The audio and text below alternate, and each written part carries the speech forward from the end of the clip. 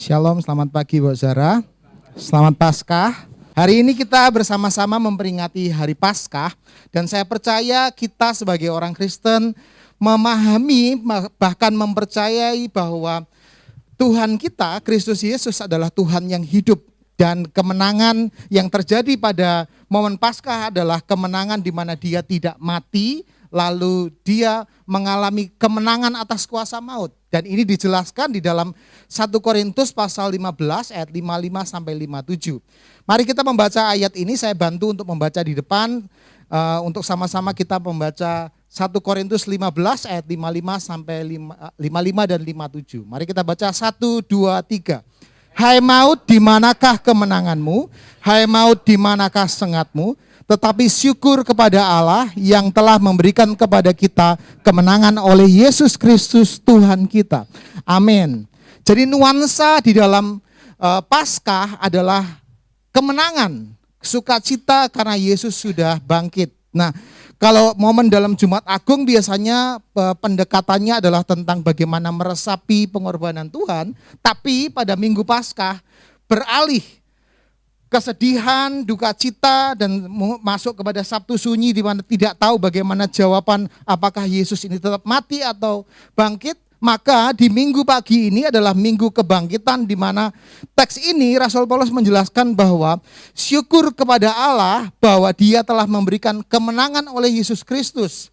Bahkan ayat 55 mengatakan, hai maut, di mana kemenanganmu? Hai maut, di mana sengatmu? Menjelaskan kepada kita bahwa kebangkitan Kristus memberikan kita kemenangan.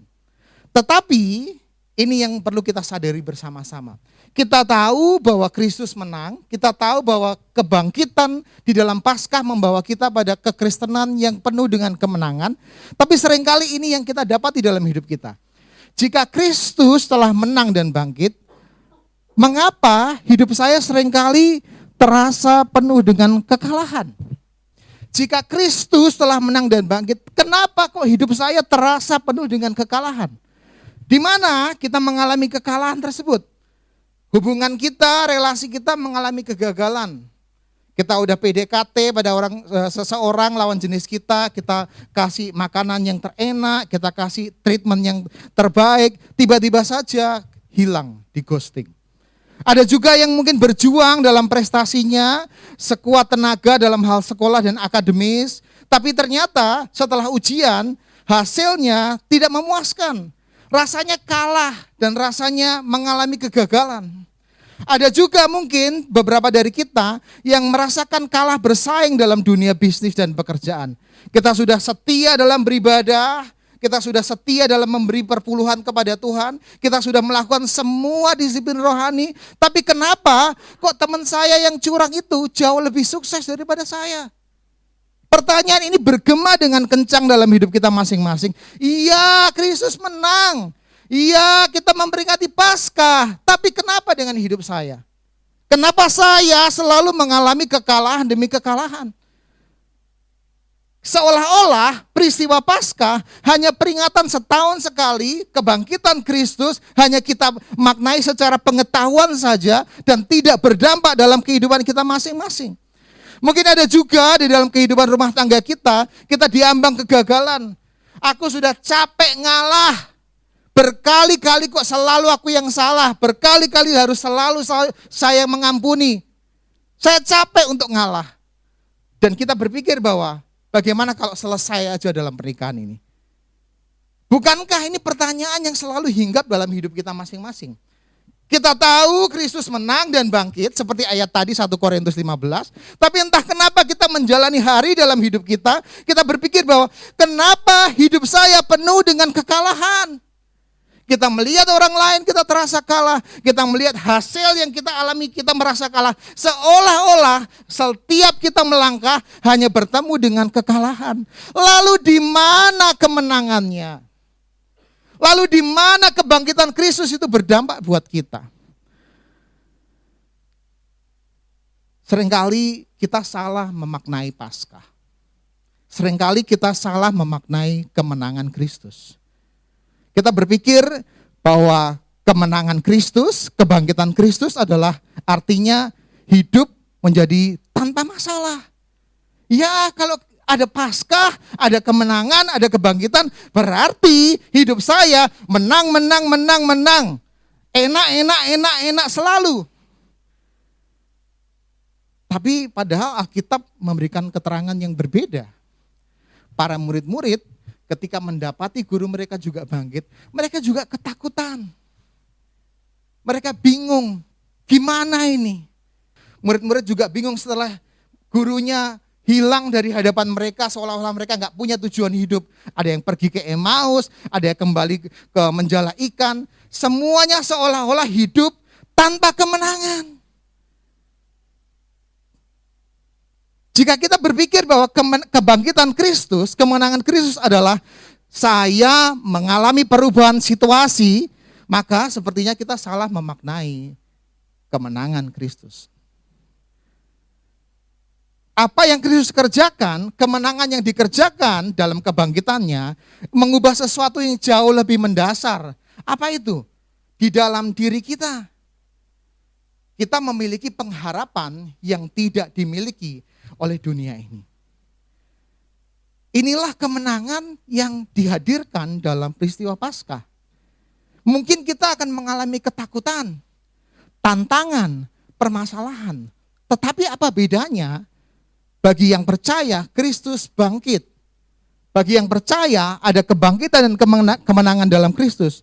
Kita memiliki pengharapan. Dan mengapa ini penting untuk kita sama-sama pahami? Karena demikian Bapak Saudara, tanpa sadar kita itu diajar, kita mendengar, kita terdoktrinasi oleh dunia kita bahwa hidup kita harus penuh dengan kekuatan. Hidup kita harus penuh dengan kesempurnaan. Seringkali kekuatan ditonjolkan, kita diajarkan untuk selalu hebat, kelemahan harus disembunyikan, dan sebisa mungkin orang lain nggak boleh tahu bahwa saya punya kelemahan. Dan ini selalu menjadi narasi zaman di dalam kehidupan kita.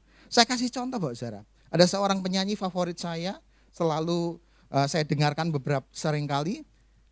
Dia adalah Bernadia, penyanyi dari Surabaya. Ada satu hitsnya mengatakan, ingin sempurna di matamu, hanya itu yang aku mau. Beberapa dari kita mungkin paham. Di dalam lirik lagunya dia cerita bahwa dulu dia punya rambut yang demikian. Tapi karena seseorang yang dia sukai berkomentar, diubah. Warna bajunya juga diubah. Dia yang gak suka ketinggian harus menjalani semuanya. Supaya apa? Supaya ingin terlihat sempurna. Semuanya dilakukan supaya apa? Supaya tidak terlihat lemah. Bahkan yang menarik bagi saya adalah dalam lirik lagu itu, dia membaca banyak buku supaya apa? Supaya kalau ngomong nyambung. Saking inginnya dia terlihat sempurna, saking inginnya bahwa harus selalu punya kekuatan, jangan sampai terlihat kelemahan. Dan narasi ini juga mungkin hadir dalam kehidupan kita masing-masing. Jangan jadi lemah, jangan jadi gagal. Kita takut menghadapi realita hidup tersebut, seolah-olah semuanya harus berjalan dengan sempurna. Dan bukankah kalau kita jujur, ini perjuangan kita bukan? Gimana caranya saya terlihat sempurna di mata orang lain? Saya sedang berusaha terlihat sempurna dengan memakai masker. Tanpa sadar saya melakukan ini. Kita semua juga melakukan hal yang sama. Ada langkah-langkah supaya gimana caranya supaya saya tidak dihina, tidak dianggap lemah, supaya saya terlihat selalu kuat. Disinilah kita melihat berita Injil di dalam Paskah. Prinsip hidup yang diberikan di dalam Injil berbeda.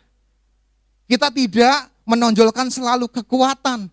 Kita tidak menonjolkan selalu apa yang sempurna karena memang kita sulit mencapai itu selalu. Kalaupun kita bisa mencapainya hanya karena anugerah Tuhan. Lalu pertanyaannya adalah begini Bapak Saudara. Bagaimana kebangkitan Kristus bisa memberikan pengharapan di dalam kelemahan saya? Ya, aku punya kelemahan, cuman aku gak mau mengakui itu. Malu, gak enak nanti kalau dijelek-jelekin gimana? Ya kalau diterima, kalau malah dijelek-jelekin gimana? Bagaimana kita seharusnya memandang kekuatan dan kelemahan di dalam hidup kita. Dan inilah yang akan kita pelajari bersama-sama di dalam 2 Korintus, boleh dibantu next. 2 Korintus pasal 4 ayat 7 sampai yang ke-12. Kita akan belajar tentang pengharapan di dalam kebangkitan Kristus. Mari kita bersama-sama membaca 2 Korintus pasal yang ke-4 ayat 7 sampai yang ke-12. Surat Rasul Paulus ini mengindikasikan, menjelaskan, menerangkan satu situasi yang sama berkaitan dengan Paskah. Di 2 Korintus pasal yang ke-4 ayat 7 sampai yang ke-12. Saya akan membaca ayat 7, nanti kita bergantian sampai ayat yang ke-12. Bapak Saudara akan membaca ayat 8 yang genap dan kita selesai di ayat 12. Yang sudah ketemu katakan amin. Ayat 7 berkata demikian. Tetapi harta ini kami punyai dalam bejana tanah liat supaya nyata bahwa kekuatan yang melimpah-limpah itu berasal dari Allah, bukan dari diri kami.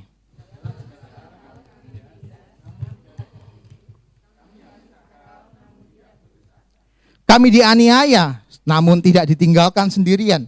Kami dihempaskan, namun tidak binasa.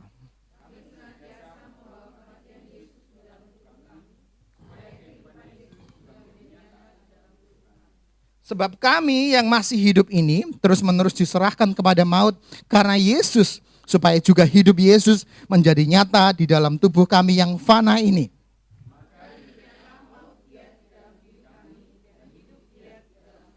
Amin. Ayat yang kita baca menjelaskan satu situasi di mana Rasul Paulus menjelaskan tentang dirinya, pelayanannya, dan juga argumen yang dia berikan pada sebuah tantangan dalam pelayanannya. Konteks dari 2 Korintus pasal 4 ini adalah Rasul Paulus menuliskan surat yang kedua kepada jemaat di Korintus. Apa yang terjadi pada jemaat Korintus? Jadi di jemaat Korintus ini, karena kota Korintus adalah kota yang cukup metropolis, bukan hanya sekedar ramai penduduknya, bukan hanya sekedar banyak penghasilan secara finansial, tetapi juga ada banyak penyembahan di kota Korintus. Jadi selain daripada pengajar-pengajar Injil, ada pengajar-pengajar palsu. Ada guru-guru palsu yang mengajarkan pengajaran yang lain selain daripada Rasul Paulus. Sehingga Rasul Paulus menjelaskan pada surat kedua bagaimana dia harus melayani, apa yang dia lakukan. Menarik sekali kalau kita perhatikan ayat 1 dan 2, Pak Saudara. Di situ Rasul Paulus menjelaskan bahwa hanya oleh kemurahan Allah kami menerima pelayanan ini, karena itu kami tidak tawar hati. Jadi Rasul Paulus menjelaskan bahwa saya melayani bukan karena kemauan saya sendiri, bukan karena saya bisa, bukan karena saya mampu, tidak. Ini semua oleh kemurahan Allah. Saya menerima ini pun oleh karena kemurahan Allah. Itulah yang membuat saya tidak tawar hati ketika menghadapi situasi yang berbeda. Di ayat 2, tetapi kami menolak segala perbuatan tersembunyi yang memalukan. Kami tidak berlaku licik dan tidak memalsukan firman Allah.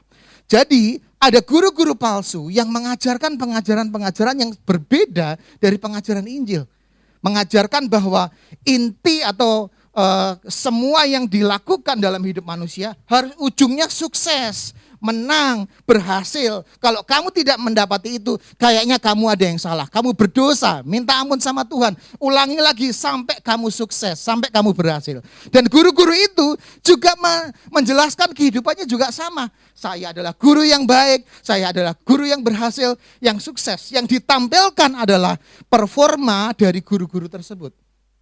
Dan Rasul Paulus menjawab semua tantangan di kota Korintus ini dengan menjawab di ayat 7. Berkata demikian, tetapi harta ini kami punyai dalam bejana tanah liat, supaya nyata bahwa kekuatan yang melimpah-limpah itu berasal dari Allah. Rasul Paulus sedang menjelaskan bahwa semua yang saya alami, semua yang saya lakukan ada yang bernilai. Tapi nilai itu tidak berasal dari apa yang saya kerjakan. Ada sebuah analogi yang Rasul Paulus jelaskan di sini tentang sebuah harta, dan harta tersebut diletakkan dalam sebuah bejana tanah liat. Rasul Paulus sedang menggambarkan bahwa kenapa sih saya kok mati-matian mengerjakan ini semua. Kenapa saya kok bisa sepenuh hati, sepenuh hidup saya, sepenuh apa yang saya kerjakan melakukan ini semua? Saya tidak meraih apa-apa, saya tidak mau mencapai apa-apa. Karena saya sudah mencapai di dalam Kristus. Dan dikatakan bahwa harta tersebut, hal yang mulia tersebut kami punyai. Nah, menarik sekali. Harta tersebut kami punyai dalam bejana tanah liat. Bejana tanah liat ini seperti kendi atau tembikar atau tempat di mana terbuat dari tanah liat. Jadi kalau Bapak Zora pernah tahu dulu apa ya zaman sekarang, mungkin sama seperti vas gitu ya, sama seperti tempat pot bunga tapi terbuat dari tanah liat. Nah, apa kelemahan dari benda-benda yang terbuat dari tanah liat? Gampang pecah. Harganya murah atau mahal? Murah. Rasul Paulus sedang menggambarkan bahwa ada harta yang mulia, ada harta yang berharga, ada harta yang seolah-olah mahal harganya, tetapi itu tidak tersimpan pada bejana emas, tidak tersimpan pada bejana kristal, tapi bejana tanah liat. Dia menggambarkan bahwa harta yang mulia itu tersimpan dalam sebuah tempat yang tidak sempurna. Dan kenapa itu harus terjadi? Dikatakan supaya nyata bahwa kekuatan yang melimpah-limpah itu berasal dari Allah, bukan dari diri kami sendiri. Berkali-kali diajar, saya masih ingat kalau nggak salah kita membahas tentang seri kitab Hakim-Hakim, kekuatan dan kelemahan. Saya rasa itu khotbah yang sangat powerful bicara tentang kelemahan dan kekuatan di dalam Tuhan. Seringkali kita seperti narasi zaman, narasi dunia yang di depan tadi. Kamu gak boleh lemah. Kamu jangan kelihatan lemah. Harus kuat, harus sukses, harus berhasil. Ya, itu baik. Tetapi menampik dari realitas bahwa kelemahan harus ditutupi, tidak boleh terlihat. Bagi saya, itu yang tidak sesuai dengan apa yang Alkitab berikan. Rasul Paulus tidak pernah membanggakan apa yang dia lakukan. Bahkan dia berkata, harta tersebut tersimpan dalam bejana tanah liat. Dengan kata lain, Paulus berkata demikian, ada keindahan di dalam kelemahan. Kita harus menyadari bahwa kita adalah pribadi yang lemah. Kita harus mengakui bahwa sekuat-kuatnya kita berjuang, kita akan terlihat rapuh. Sama seperti bejana tanah liat. Sebagus-bagusnya bejana tanah liat, kalau sudah jatuh, pecah, hancur. Semahal-mahalnya bejana tanah liat, tidak lebih mahal dari bahan yang lebih kokoh. Itu menjelaskan, ini kita bejana tanah liat. Kita penuh dengan kelemahan, kerapuhan, ketidaksempurnaan. Tapi kenapa Tuhan mengizinkan ini semua? Bukan tanpa alasan, bukan tanpa maksud, bukan tanpa tujuan. Semuanya itu supaya apa? Supaya di dalam kelemahanmu ada yang paling bersinar. Dan itu bukan kamu. Kekuatan yang melimpah-limpah itu berasal dari Allah. Disinilah kita melihat bahwa ternyata ada sebuah perspektif baru yang diberikan oleh Injil. Bahwa kelemahan harusnya diakui. Bukan ditolak jauh-jauh. Bahkan maafkan saya, beberapa dari kita mungkin menganggap kelemahan adalah sesuatu yang harus dihina. Kita gampang sekali memberikan narasi negatif, nyacati orang lain karena dia punya kelemahan, bukan? Apakah kita sadar bahwa kita juga punya kelemahan? Seringkali kita merasa, aku jauh lebih kuat daripada kamu. Aku jauh lebih mulia daripada kamu. Injil menolong kita bahwa di dalam kelemahan itu kita harus akui, kita adalah bejana tanah liat yang rapuh. Tetapi di dalam segala kelemahan itu ada keindahan Kristus. Disinilah kita melihat bahwa ternyata kelemahan adalah keniscayaan. Kita tidak bisa menolaknya dan kita tidak bisa menghindarinya. Sampai kapanpun kita berlari, kita akan berjumpa dengan kerapuhan. Sekuat apapun kita berjuang, kita akan berjumpa dengan kelemahan. Kita semua selalu punya natur dosa, ingin menunjukkan apa yang sempurna. Kita selalu sulit mengakui kelemahan dan ketidaksempurnaan. Tapi biarkan Injil berbicara pada momen Paskah ini. Kelemahan kita dipakai Kristus sebagai cara di mana supaya kekuatan Allah bisa bekerja dengan baik. Rasul Paulus dengan segala dalam tanda kutip prestasi, pelayanan yang dia lakukan, banyak gereja ia dirikan, banyak jiwa dia menangkan. Tapi dia nggak berkata bahwa ini semua aku loh. Korintus itu siapa yang dirikan gereja? Aku loh. Kamu siapa yang mempertobatkan? Yang baptis aku loh. Enggak. Dia nggak ngomong gitu. Dia berkata bahwa bejana tanah liat. Kalau semuanya terlihat mulia, itu karena ada harta di dalamnya, yaitu Kristus yang bekerja. Dan disinilah kita melihat bahwa ternyata di dalam kelemahan kita ada sesuatu yang indah, yaitu kemuliaan Kristus.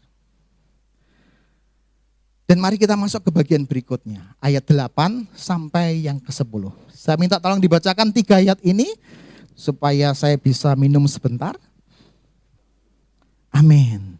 Di ayat 8, setelah dia menjelaskan harta di dalam bejana tersebut, dengan jujur dia mengungkapkan apa yang dialami. Apa yang dialami Rasul Paulus? Dalam segala hal, perhatikan segala hal. Mau dia melayani atau tidak melayani, mau dia melakukan perjalanan kemanapun, dalam segala hal kami ditindas. Seolah-olah Rasul Paulus ingin berkata, setelah saya ikut Yesus, semua yang saya lakukan tidak ada yang nyaman. Setelah saya ikut Yesus, semua yang saya kerjakan malah tambah berat tantangannya. Dalam segala hal kami ditindas. Tetapi Rasul Paulus juga bukan hanya mengungkapkan kejujuran, tapi mengungkapkan bagaimana karya Allah bekerja dalam hidupnya. Namun tidak terjepit. Kami habis akal. Kami nggak tahu lagi caranya bagaimana memecahkan sebuah masalah. Untuk sekedar tahu, surat yang dikirimkan Rasul Paulus kepada gereja-gereja Galati, Korintus, Efesus, itu tuh surat untuk menjelaskan bahwa ada permasalahan dan Rasul Paulus ingin menolong mereka. Jadi kadangkala Rasul Paulus juga berpikir, aduh, udah dijelasin berkali-kali, gak paham-paham. Udah dikotbahin berkali-kali, gak ngerti-ngerti. Udah dikasih tahu mana yang benar, gak berubah-berubah. Kami habis akal. Tapi Rasul Paulus juga bilang, namun tidak putus asa. Rasul Paulus tahu bahwa semua yang dilakukan kayak bertemu tembok. Kayak bertemu pagar yang tinggi yang gak bisa diloncati. Tetapi Rasul Paulus punya pengharapan. Kami tidak putus asa. Dan ayat 9 menjelaskan eskalasi atau peningkatan di dalam apa yang dia alami. Dikatakan apa? Kami dianiaya. Oleh karena dia melayani Kristus, dia dianiaya. Oleh karena dia mengikut Yesus, dia dianiaya. Saya paham betul bagaimana penganiayaan. Dari kecil saya hidup sebagai seorang minoritas di mana kehidupan selalu kadang berbeda dari apa yang saya harapkan. Tapi ketika merenungkan kehidupan Rasul Paulus, kehidupan Kristus, mereka dianiaya karena mengikut Yesus. Bukankah ini bagian yang harusnya tidak kita tolak? Jangan berpikir bahwa semakin kita Kristen, semakin nyaman. Rasul Paulus semakin dia cinta Tuhan, semakin dia pergi menginjil ke kota-kota lain, ke daerah lain, semakin dianiaya. Tapi pengharapan juga muncul dalam penganiayaan tersebut. Namun tidak ditinggalkan sendirian. Kami dihempaskan, namun tidak binasa. Seolah-olah Rasul Paulus berkata bahwa aku melayani Tuhan, aku mengasihi Tuhan. Tetapi ini yang aku terima. Aku kalah, aku gagal, aku lemah. Dia juga mengalami hal yang sama seperti di depan tadi. Dia mengalami problem hidup yang sama dengan kita. Ada situasi yang berpikir bahwa sepertinya ini selesai deh. Sepertinya ini habis deh. Sepertinya ini akhir dari hidupku. Tapi Rasul Paulus selalu menemukan pengharapan. Meskipun aku ditindas, aku tidak terjepit. Aku kehabisan akal, aku tidak putus asa. Meskipun ada penganiayaan, aku tidak ditinggalkan sendirian. Meskipun aku dihempaskan, aku tidak binasa. Wah, Rasul Paulus ini sok yakin, jangan-jangan. Terlalu percaya diri. Kenapa? Kenapa dia bisa punya kepercayaan diri seperti itu? Maka ayat 10 menjelaskan, kami senantiasa membawa kematian Yesus di dalam tubuh kami, supaya kehidupan Yesus juga menjadi nyata di dalam tubuh kami. Inilah yang menjadi dasar Rasul Paulus punya pengharapan. Kematian Yesus di Jumat Agung dan kehidupan kebangkitan Kristus di Minggu Paskah. Dia membawanya kemanapun dia pergi. Ya, Yesus mati menderita. Seringkali itu kan yang seringkali kita dekati untuk supaya kita menderita, punya penghiburan. Tapi kita tidak boleh selesai pada hal itu saja. Ada pengharapan di dalam Kristus. Maka Rasul Paulus bilang, supaya juga hidup Yesus menjadi nyata dalam tubuh kami.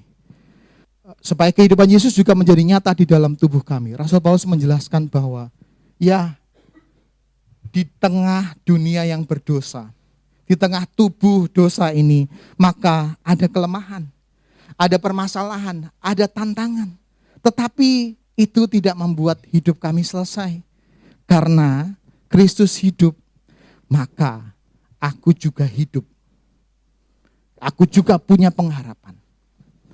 Karena Kristus hidup, seperti pujian tadi, ada hari esok.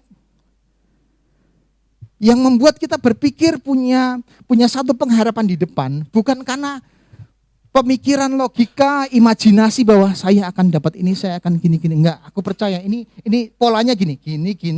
Nah, 1 tambah 1, 2. Yang membuat kita yakin bukanlah hitungan logis kita, tetapi di dalam Injil yang membuat Rasul Paulus yakin dan percaya diri adalah kehidupan Kristus. Itulah yang membuat kita punya pengharapan di dalam kebangkitan Kristus. Kehidupan Yesus membawa kita pada sebuah keyakinan bahwa Tuhanku hidup, maka aku juga dibawa pada kehidupan. Rasul Paulus sedang menjelaskan kepada kita bahwa kita mungkin mengalami permasalahan. Kita mungkin mengalami penindasan. Kita mungkin mengalami segala tantangan dalam hidup kita. Kita berjumpa dengan kegagalan, kita berjumpa dengan kelemahan. Tetapi ini yang membedakan orang yang percaya Yesus. Bahwa kita punya pengharapan pada Yesus yang hidup.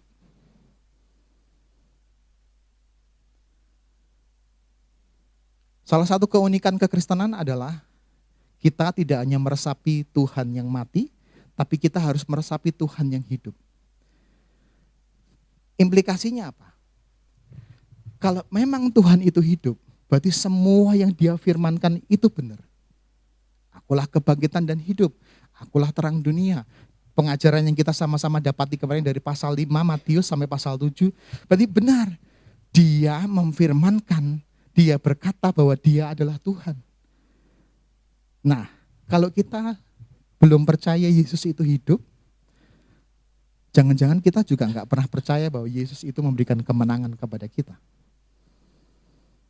Sama seperti 2 minggu yang lalu, kita sama dengan ateis praktis, KTP kita tertulis Kristen, tapi pengharapan hidup kita bukan Kristus. Cara kita melangkah, nggak ada Kristusnya. Cara kita berumah tangga, nggak ada Kristusnya. Cara kita melakukan aktivitas kita, nggak ada Kristusnya. Kita ke gereja, tapi entah kenapa nggak ada efeknya ketika kita pulang ke rumah kita masing-masing.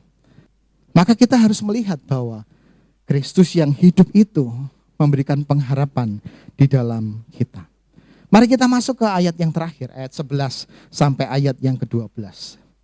Mari kita baca bersama-sama ayat ini, ayat 11 dan 12. 1, 2, 3. Sebab kami yang masih hidup ini terus-menerus diserahkan kepada maut karena Yesus, supaya juga hidup Yesus menjadi nyata di dalam tubuh kami yang fana ini. Maka demikianlah maut giat di dalam diri kami dan hidup giat di dalam diri kamu. Sebab kami yang masih hidup ini terus-menerus diserahkan kepada maut karena Yesus. Karena Yesus, hidup kita senantiasa diarahkan kepada maut. Bukan berarti bahwa kita tidak punya pengharapan. Kegagalan, kelemahan menjelaskan kepada kita bahwa kita juga akan selesai karena kematian secara tubuh, secara jasmani. Tetapi dijelaskan di sini supaya juga hidup Yesus menjadi nyata di dalam kami yang fana ini. Maka ayat 12 memberikan pengharapan dalam hidup kita masing-masing. Maka demikianlah maut giat di dalam diri kami dan hidup giat di dalam diri kamu. Rasul Paulus sedang berbicara kepada jemaat di Korintus.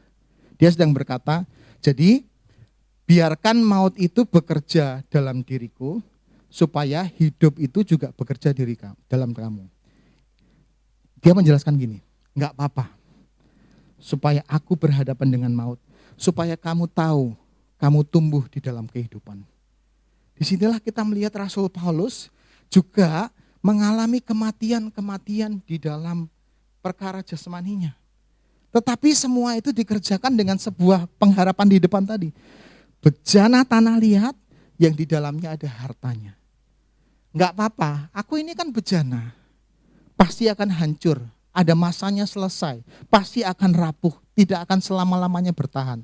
Tetapi supaya kamu hidup, biarkan aku yang hancur. Jadi pengorbanan, kematian Kristus dan kehidupan membuat dia punya semangat, dia punya harapan dalam kehidupan. Supaya apa? Supaya jemaat di kota Korintus juga mengalami kehidupan di dalam Kristus. Jadi kenapa sih kita diizinkan mengalami semua kelemahan, semua tantangan, semua permasalahan? Supaya kita juga mengalami kehidupan Kristus tersebut. Kematian dan kehidupan, dua hal yang kita nggak bisa pisahkan. Kita jangan hanya meresapi penderitaan saja, kita menghilangkan pengharapan di dalam Kristus. Tapi kita juga nggak boleh balik bicara tentang optimisme di dalam kebangkitan Kristus, tapi kita nggak menyadari ada kematian di dalam tubuh yang fana. Jadi dua hal ini menjadi satu, bahwa di dalam hidup kita akan berhadapan dengan maut, tapi kita juga punya pengharapan, ada kehidupan di dalam Kristus. Inilah di mana kita melihat ada harapan di dalam kehidupan. Jadi, Paskah bukan berarti hidup tanpa masalah. Kebangkitan Kristus tidak membuat kita kebal dari tantangan. Tapi kebangkitan tersebut membuat hidup kita punya pengharapan. Meskipun di dalam tantangan. Seperti kata Rasul Paulus tadi, aku mengalami penganiayaan, aku mengalami dihempaskan, aku ditindas, aku habis akal. Tetapi itu semua tidak meninggalkan cara Kristus untuk berkarya dalam hidupnya. Kebangkitan Kristus, kemenangan dalam Paskah tidak membuat kita jadi Superman, Power Rangers yang seolah-olah bahwa kita akan kebal dari musuh. Ketika saya kecil saat melihat serial Power Rangers itu ada yang aneh gitu. Polanya selalu sama. Hidup biasa, monsternya musuh, berubah jadi Power Rangers, monsternya mati. Gitu terus. Seolah-olah menampilkan bahwa ada masalah selalu menang, ada masalah selalu menang. Tapi itu membuat kita jadi punya pengharapan, bukan? Bahwa kalau semua permasalahan tersebut endingnya adalah kemenangan, harusnya itu membuat kita jadi punya pengharapan. Kalau hidup kita tidak selesai di sini, mengapa kita selalu takut pada kelemahan? Kenapa kita selalu menindas hal yang hina? Kenapa kita menghindari tantangan dan permasalahan? Itulah yang membuat kita berbeda dari orang dunia ini. Kita yang di dalam Kristus punya pengharapan di dalam kehidupan Kristus Yesus, kebangkitan Kristus Yesus. Dan yang terakhir, ketakutan manusia yang terbesar yaitu kematian telah dikalahkan oleh kebangkitan Tuhan. Dan jika ketakutan tersebut sudah dikalahkan, kita memang akan mengalami kematian secara tubuh, tapi itu hanya sebuah pintu di mana kita menuju pada kehidupan yang kekal, kesempurnaan di dalam Kristus. Maka harusnya itu membuat kita punya pengharapan. Selalu ada harapan di dalam Tuhan. Bahkan di tengah keterpurukan dan kehancuran. Dan biarkan Minggu Paskah ini, kebangkitan Kristus ini, berbicara tentang satu pesan dalam hati kita masing-masing, yaitu pengharapan.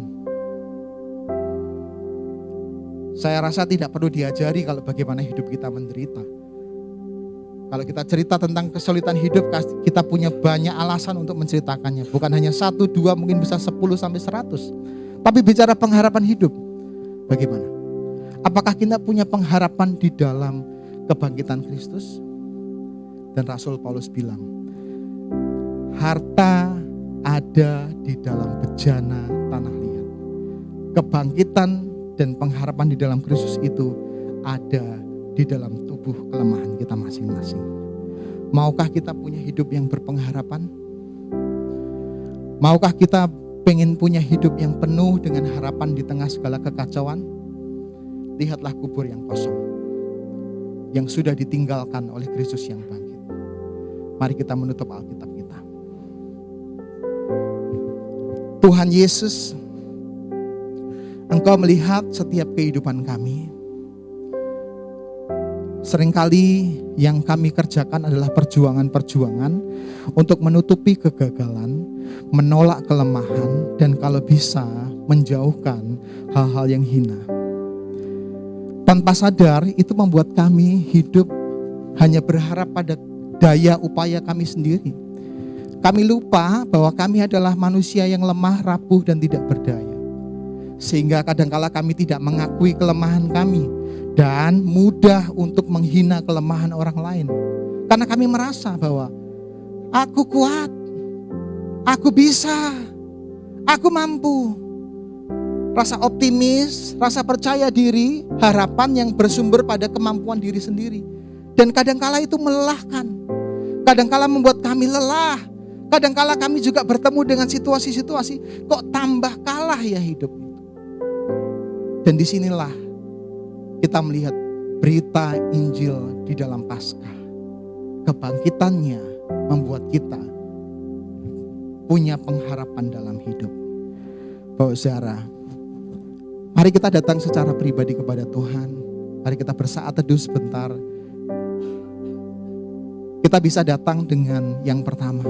Akuilah segala kelemahan di dalam hidup.